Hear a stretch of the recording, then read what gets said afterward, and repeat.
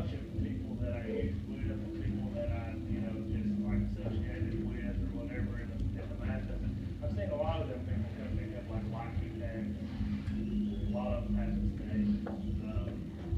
But my higher power has given me the opportunity to see somebody that I used with pick up Lockheed tags. And she spoke at my celebration 2 years ago. And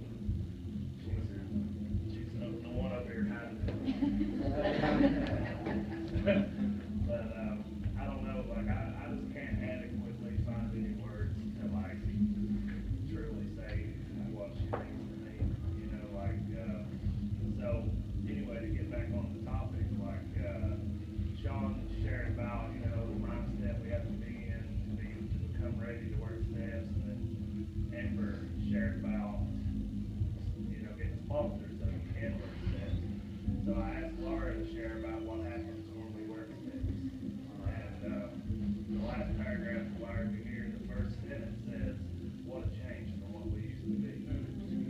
And I can't think of, like I said, me and her have known each other for a decade. And like,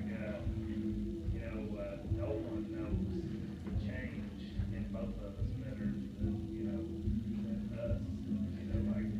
Like she's the only person that's seen me, 4 years ago, 4.5 years ago, something like that. And, so anyway, I thought that would be a good topic for her to share about, how we change through working this program. And so anyway, I'll give you Laura. I'm Laura Manattic. Hey, Laura. I'm going to read this first so I can try to get on myself a little bit. It says, "What a change from the way we used to be. We know the NA program works. The program convinced us that we needed to change ourselves instead of trying to change the people and situations around us. We discovered new opportunities. We found a sense of self-worth. We learned self-respect. This is a program for learning. By working the steps, we come to accept the higher power's will. Acceptance leads to recovery. We lose our fear of the unknown. We are set free." My first Narcotics Anonymous meeting was August the 7th, 2008. It's not my clean date. My clean date is July 24th, 2012, and the only reason I say that is because I spent 4 years out there resisting change. That's the only reason I stayed back out there, is I thought I could do something different. I thought that I had the answer. The answer was not here. I wasn't convinced that this program could save my life. I thought that I could quit using and become the same person, and what happened was I was miserable, so I went back out.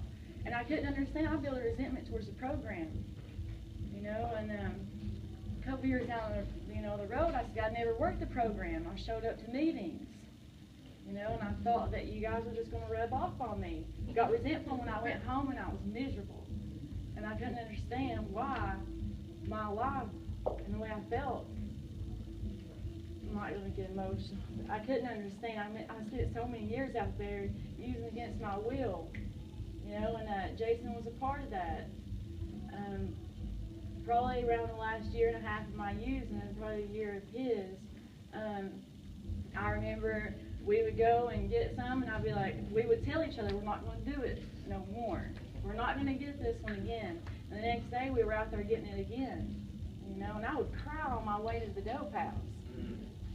I would cry because I did not want to use anymore. But I didn't believe that I could be happy without it. I was so scared of that change. I knew what it was like to get high and be miserable. What if I, tried to change more this program? So, Jason disappears one day. Okay? And I have no idea where he went. Everyone thought that he dropped off the side of the earth. And my family, like he shared about, was a big influence. They all used. And that's how I met a lot of people, it was through my family. And I remember them saying, we can't find him nowhere. And, I continued using. I'd heard, through other people that he was clean, but I had no idea that he came here. And, fast forward another year, and I go into treatment, And I'm battered. I'm in a 4th treatment center. I'm angry. I'm resentful. I don't understand why this is happening to me. I hadn't seen my kid in months. I'm straight out of a homeless shelter, and I couldn't even live there. They kicked me out of there. And I've seen Jason at a meeting, and we didn't call him Jason then. He had like a username. We called him Peanut, and I was like, "Hey, Peanut." And he's like, "That's my username." I'm Jason now, and that was a big impact on me because that meant a lot, because he wasn't that guy anymore. He was a new guy. There was my hope because, it's really easy for me to sit in the room and be like, well, I'm different from them, and this is why I don't belong. They didn't use like I did, or they wouldn't be smiling. But when I seen him, I knew he used like I did, and he was there when I was crying on my way to the dope house. Like, he knew my pain. I knew his. So there was my hope right there. And he said, I got 14 months clean. I went back to my room and cried like a baby. Because it was then I was like, all right, and he was happy. So that started my journey on, to work in the steps, because whenever he came to a meeting, he shared about step work. That's what I missed. It's like, this whole time I've had all these resentments towards the program, I never worked it.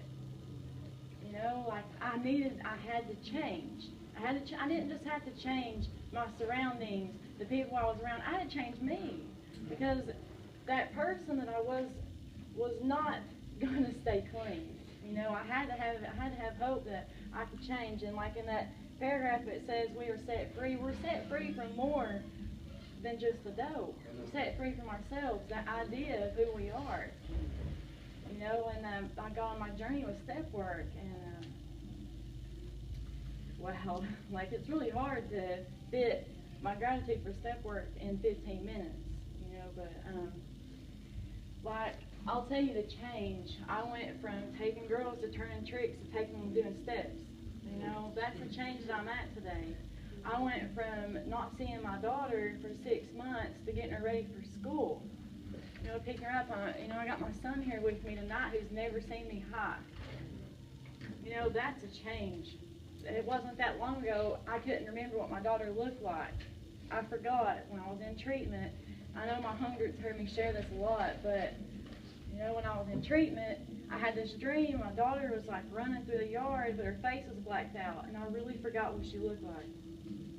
And I had to have someone send me a picture just so I could remember. That's where I was at, and then today, little things like, fixing her hair, asking her how her day was at school, helping her with her homework, and then back to the sponsorship thing. I didn't trust anyone, no one.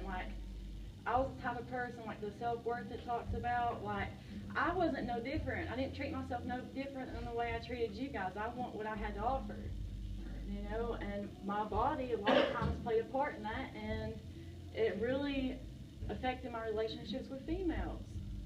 I just thought they were judging the shit out of me. They'd never understand why I did what I did to you. They'd never understand what happened to me when I was younger and why that didn't turn me away from that, why it turned me into it. And, when I go on this road for sponsorship, it's like, that's the love. There was a woman who wanted nothing from me but for me to get better.